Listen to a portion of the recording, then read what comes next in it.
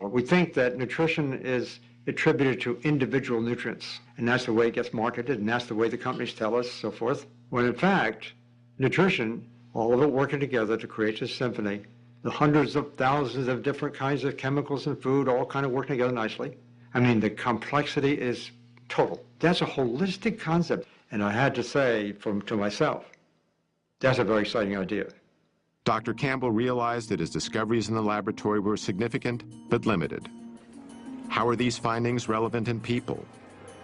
How do different types of foods affect cancer and other diseases? Campbell needed a large-scale population study. He would soon find a perfect opportunity.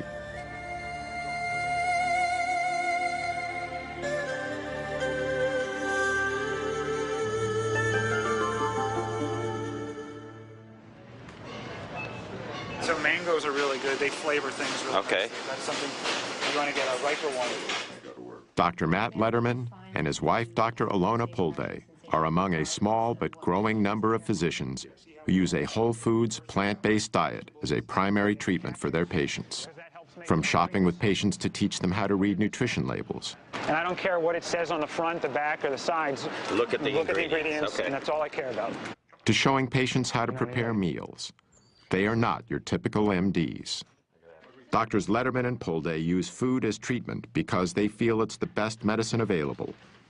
Medicine that not only makes their patients feel better, but that truly improves their health. In 1973, the U.S. Congress passed a new farm subsidy bill. Among other things, it included incentives that encouraged a massive increase in corn production. One of the major byproducts of this enormous corn surplus was a low-cost sweetener called high-fructose corn syrup. Companies could add this sweetener to anything from soda pop to hot dogs, and then make these products widely available at low prices. Processed sugars and other refined foods are far more calorie-dense than the whole plants they're made from.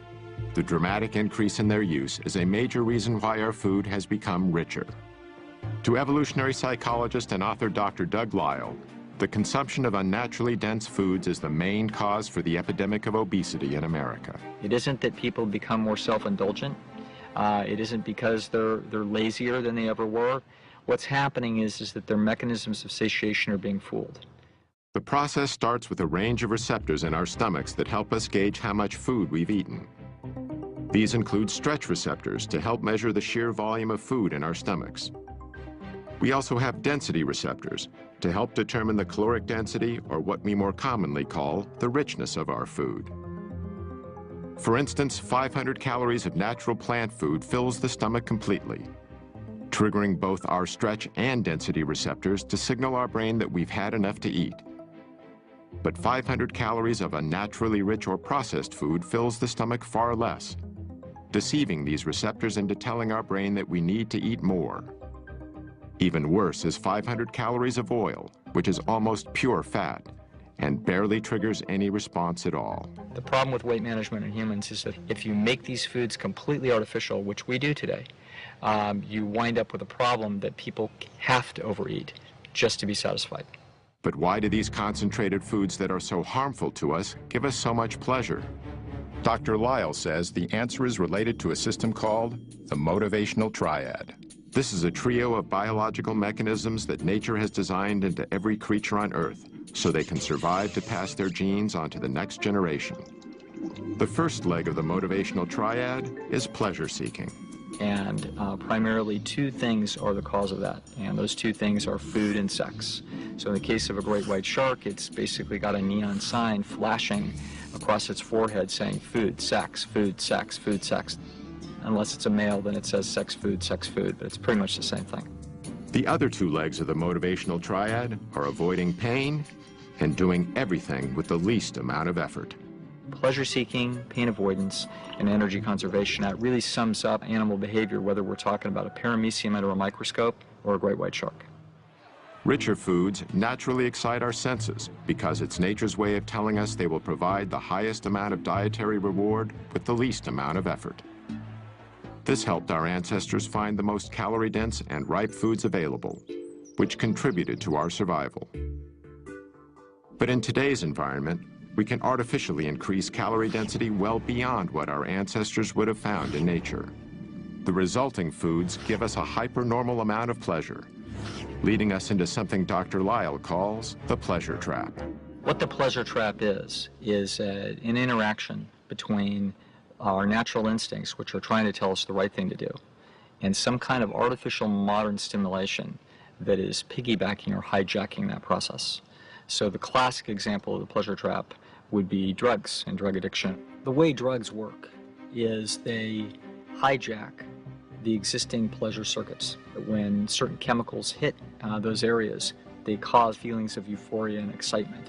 The same drug-like effect happens when we eat highly concentrated, processed foods.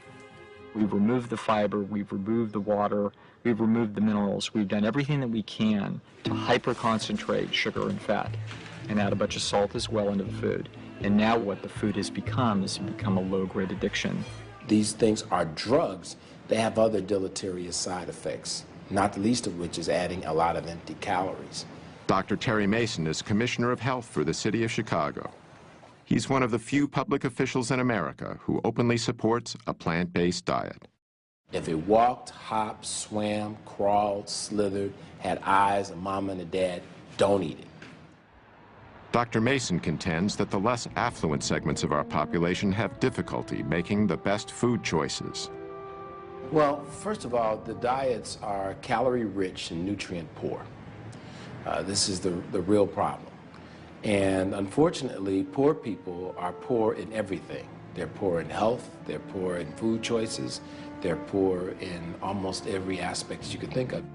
This makes the less prosperous particularly vulnerable to the low-grade addiction of highly processed foods.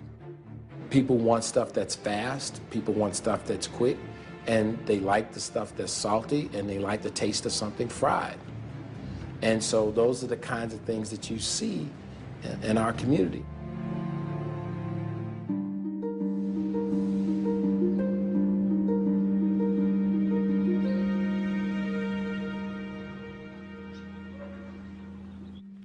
Sandera Nation lives in a quiet suburb in Cleveland, Ohio, with her 5 children. In October 2008, she was stricken by a strange illness. I want to say something, but it's not coming out. I'm getting really shaky and sweats, and then I'm cold and I'm sick and I'm fatigued and my stomach hurts and everything, so I went to the doctor. And that's when they diagnosed me with hypertension and diabetes. Like Joya Coyne, Sandera was treated with expensive prescription drugs. I was in denial for a while. I heard what they said, but I was in denial, like, I still ate things I shouldn't have. I didn't really get the education that I needed to know, so I really depended on that pill to save me. Then Sandera met with Dr. Esselstyn, who recommended that she treat her illnesses with a whole foods, plant-based diet. Let's come on in and we'll get to work. I was a little nervous, but he made it real easy for me. I was real interested in what he had to say and what he was going to teach me in the new journey that I would be taking with him.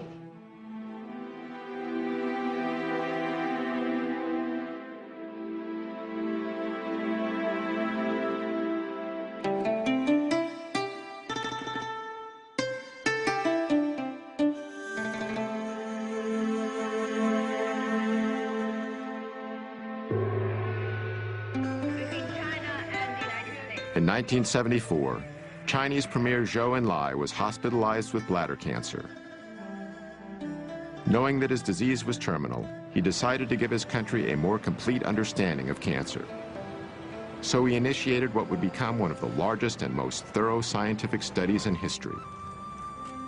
650,000 researchers cataloged the mortality patterns caused by several types of cancer for the years between 1973 and 1975.